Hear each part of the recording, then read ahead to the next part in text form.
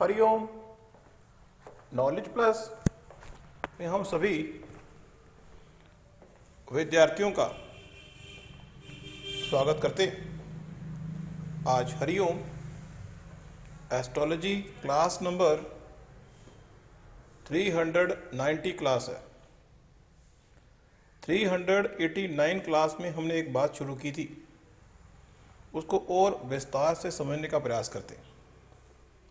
हमने बात शुरू की थी कि किसी भाव के पीड़ित होने के दो फैक्टर हमने लिए थे, एक चंद्रमा के रेफरेंस पॉइंट से और एक किसी भी भाव के रेफरेंस पॉइंट से। मीन्स एक चंद्रमा के रेफरेंस पॉइंट से हमने केमद्रुम दोष के बारे में बात की थी। केमद्रुम दोष तब कुंडली में उत्पन्न होता है जब चंद्रमा आस पड़ोस के प्लैनेट से पीड़ित हो या अकेला हो। दोनों ही पॉइंट से चंद्रमा पीड़ित हो गया। चंद्रमा अगर पीड़ित होगा तो मन पीड़ित हो गया, और अगर मन पीड़ित हो गया तो हमेशा जीवन में फ्लो के लिए पानी में अर्पित करना पड़ेगा। किसको? शिवजी भगवान को। जीवन में जो मन है, मन की डिमांड है फ्लो की, और वो फ्लो चाहता है। फ्लो होता रहेगा तो काम होता रहेगा। अब यहां पे एक दोष जिसको बोलते हैं हम पाप कर्तरी दोष। अब अगर हम पाप कर्तरी दोष के बारे में बात करें, यह एक ऐसा दोष है जो नॉर्मली एग्जाम्पल को समझाने से पहले समझा दें कि हमारे घर के अगला घर और पिछला घर, यदि कोई गुंडा बदमाश रहे, कोई ऐसा व्यक्ति रहे जो इथिकल तरीके से काम नहीं करता या गुस्सा करने वाला है, लड़ाई झगड़े करने वाला है, तो निश्चित रूप से हम अपने घर में बड़े सहमे सहमे रहेंगे।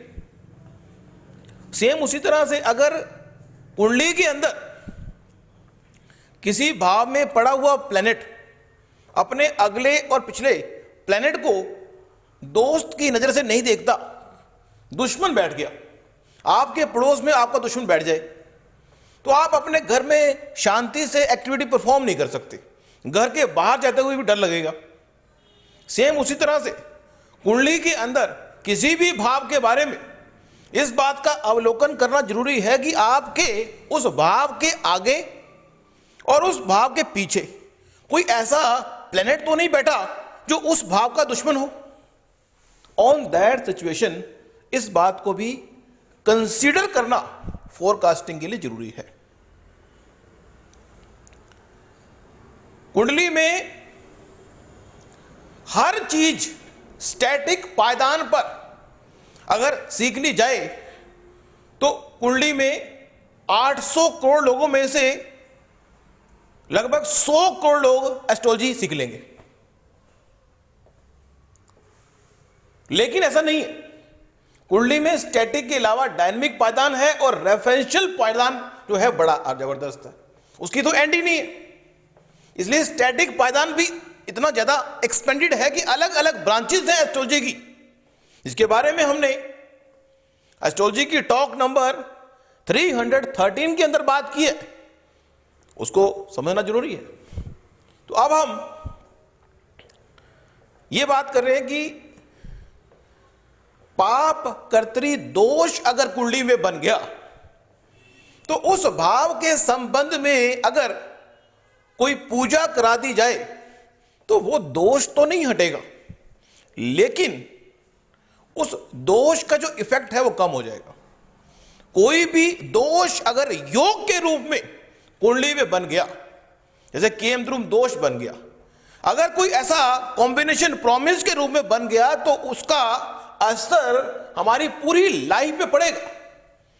हम उससे बच नहीं सकते, लेकिन एक एस्ट्रोलॉजर पूजा के माध्यम से एक बचाव के बारे में या डेली किसी स्पेसिफिक चीज का दान करने से हम उससे बचने का प्रयास करते हैं, और करना भी चाहिए। अगर आपकी कुंडली में कोई दोष नाम का योग प्रॉमिस के रूप में घटित हो गया, तो उसका इफेक्ट गोचर के माध्यम से, महादशा के माध्यम से, या बाय डिफॉल्ट जो दशा के बारे में बताया था उसके माध्यम से होगा। लेकिन उसका इफेक्ट यदि आपको उसकी जानकारी है तो हो सकता है कम पड़े। लेकिन हमने जो पॉइंट बताया है कि पाप कतरी दोष कैसे बनता है, वो बता दिया कि अगर मान लीजिए एक प्लेनेट है सूर्य, सूर्य के आगे एक प्लेनेट बैठा हुआ है शनि, और सूर्य से पहले एक प्लेनेट बैठा हुआ है मान लो राहु, तो सूर्य कंफर्टेबल नहीं होगा, क्योंकि आगे एक शनि हो गया, पीछे राहु हो गया। तो इस तरह से इस बात को भी कंसीडर करना होता है अगर हम फोरकास्टिंग की बात करते हैं। Thank you so much for listening and always putting Hari Om knowledge plus.